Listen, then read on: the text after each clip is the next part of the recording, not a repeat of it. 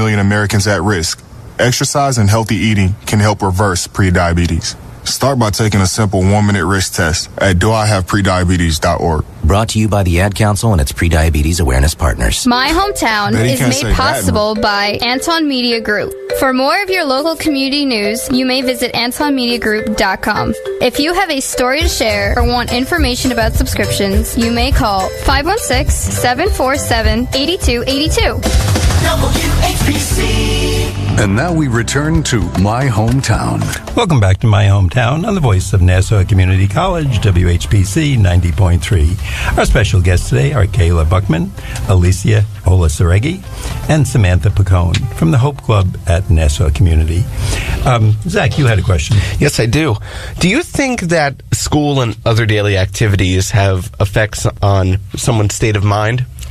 Absolutely. I think people tend to push themselves more than they can at times, and that can either cause them to break or they could end up pulling through, but in a stressful way. And instead of doing that, I think people should learn how to pace themselves and realize their own sanity matters more than achieving things quicker.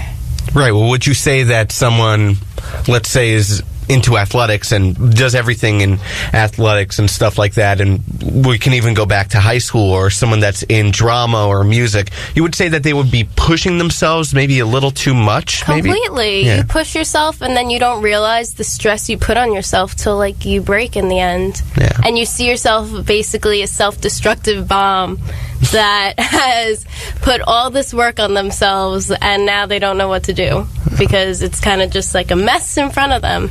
But, aren't we always taught to keep striving and go a little harder? And we see it with the track star or the football player who's pushing.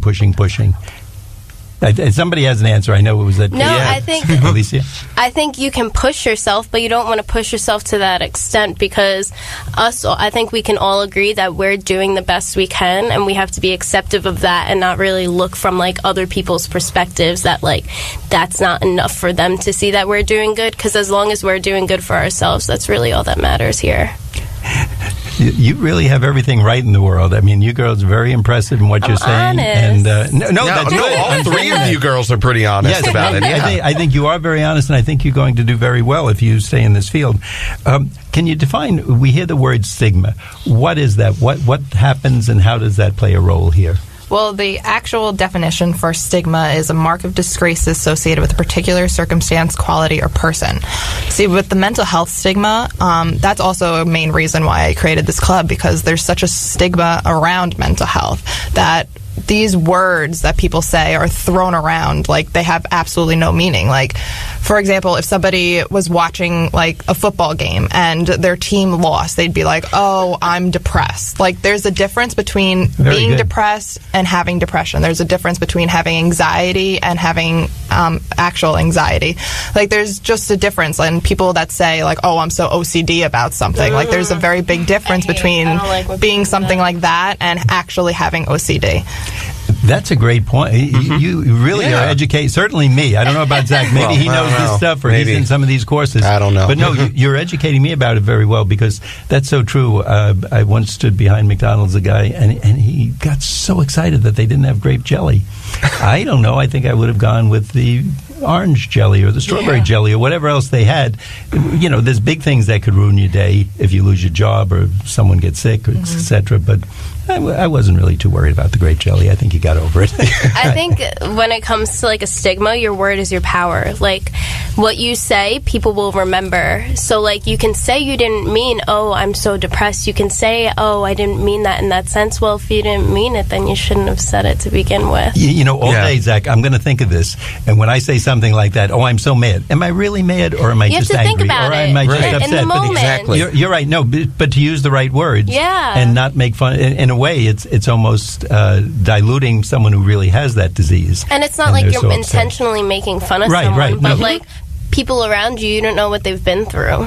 And like, that's a touchy thing for some people to understand. Exactly. Very good. And you're very sensitive about it. I think these girls are a lot older than they say they are. I think they had about 20 years to the age. Maybe.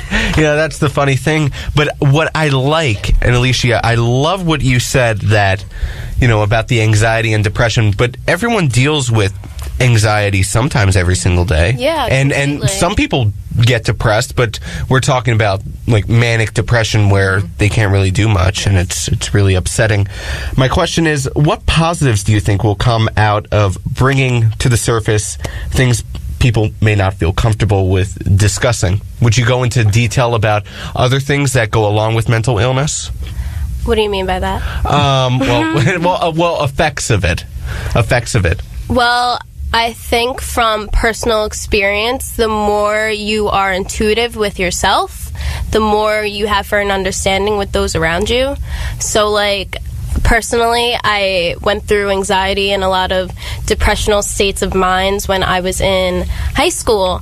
So I took the time that I went through to understand that, like, other people do suffer as much as I have, and there's a way out. And the more people understand that there's a way out and that state of mind isn't where you'll be for the rest of your life, the easier those type of things get.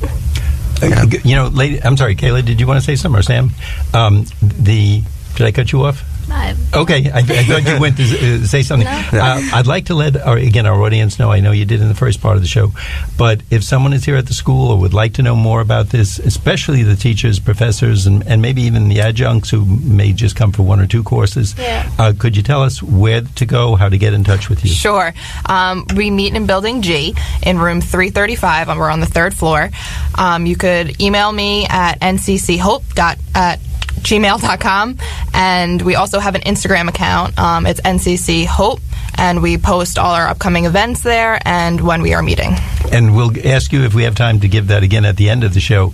But especially, and I'm just thinking, it seriously may be good to put together a little either package or a presentation each year for the professors, because years and years ago I was a teacher, and of course nobody talked about this then. And just as you're saying, you didn't realize, and if a student came up and had problems, okay, they have problems. They just don't want to do their homework. They're lazy. They're no good. They give it an excuse. They're stupid. Yeah, the dog ate my homework. That's it. But really, there might be a bigger problem. Yeah. Maybe mom and dad are going through some rough times. Maybe mom lost her job, dad lost her job, grandma's sick, something like that. Yeah. So you bring in a lot of very valid points. Now, can you tell us what is? You you talk about the Hope Club. What does, other than the obvious, H.O.P.E. stand for? I actually got the name Hope Club from a song that I used to listen to a lot when I was younger and in high school. It's called Hold On, Pain Ends by Lexi Sal. So the H.O.P.E. stands for Hold On, Pain Ends.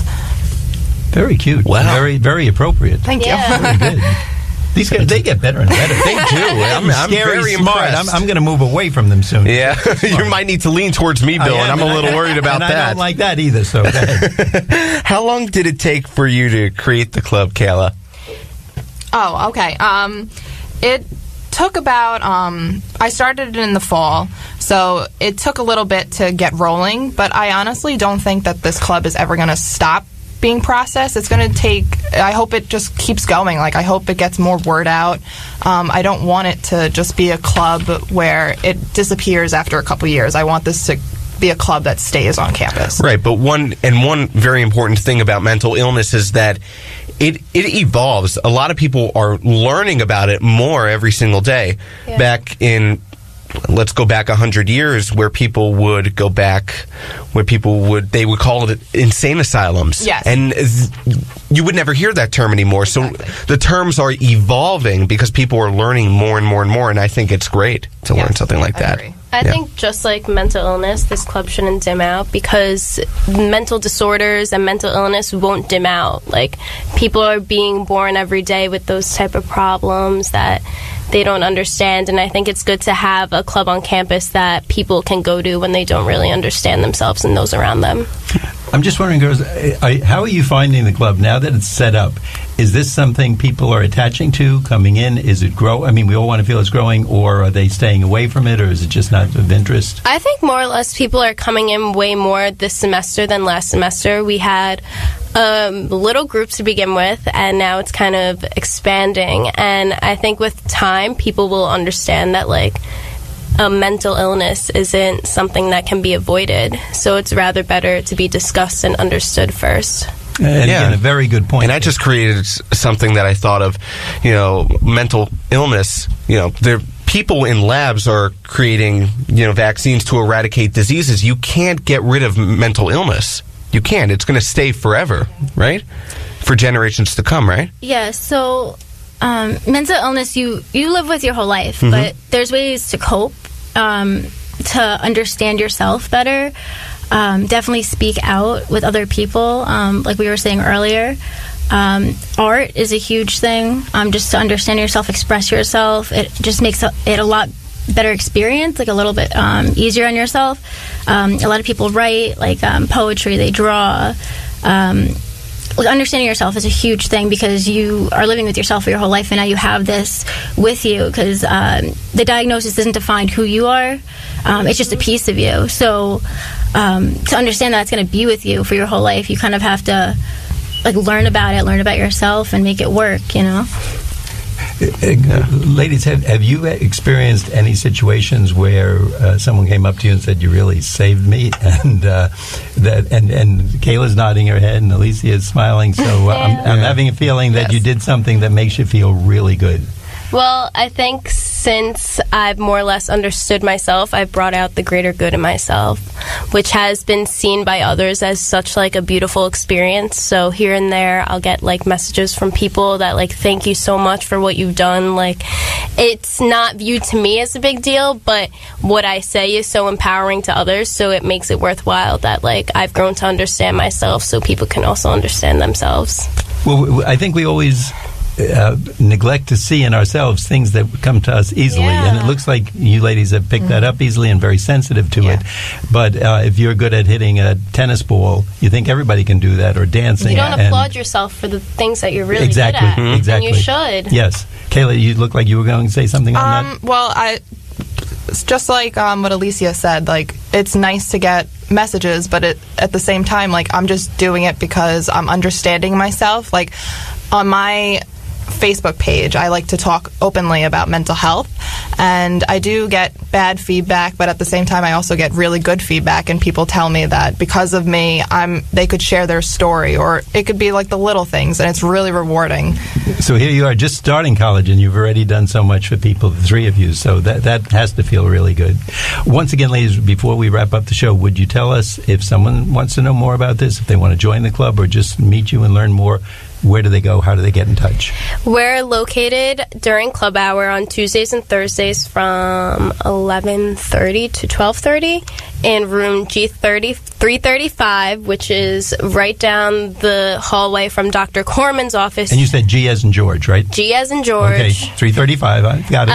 And right near Dr. Corman's office, she's also open to discussing things and helping students because she is a big part of the creation of this club, and she has our papers where we're meeting and when we're meeting. And is there a website or, an email address? We have an email address, ncchope@gmail.com, and we also have an Instagram account, ncchope, which you are more than welcome to join and ask us questions if you need any.